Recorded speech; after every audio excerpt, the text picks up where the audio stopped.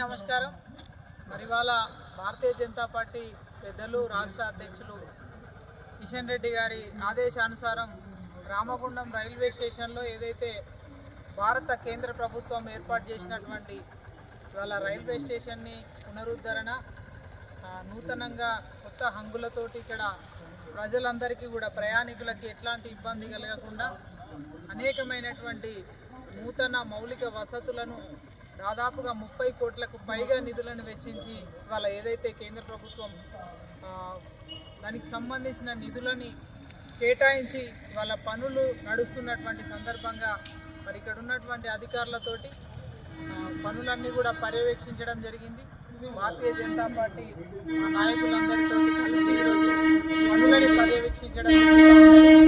ముందుగా కేంద్ర ప్రభుత్వానికి గౌరవ పెద్దలు ప్రధాని నరేంద్ర మోదీ గారికి మేము హృదయపూర్వకంగా ధన్యవాదాలు తెలియజేస్తూ ఉన్నాం. ఎందుకంటే పూరెస్ట్ పూర్ పీపుల్ ఇవాళ ప్రయాణం చేసేది రైళ్లలో ప్రయాణం చేస్తూ ఉంటారు.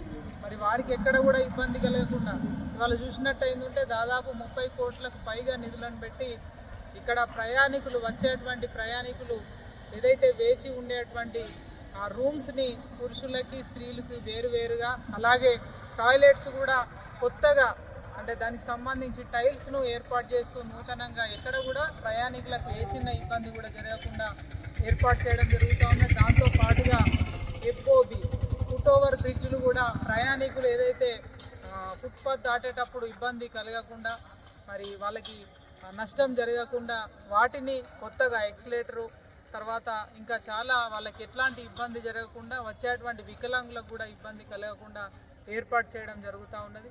దాంతో పాటుగా మరి ఇప్పటి వరకు ఏదైతే వచ్చేటువంటి ప్రయాణికులు 2 వీలర్స్ కావచ్చు 4 వీలర్స్ కావచ్చు పార్కింగ్ చేసుకోవడానికి కూడా ప్రత్యేకంగా వాళ్ళకి షెడ్లని నిర్మాణం చేయడం జరుగుతూ ఉన్నది.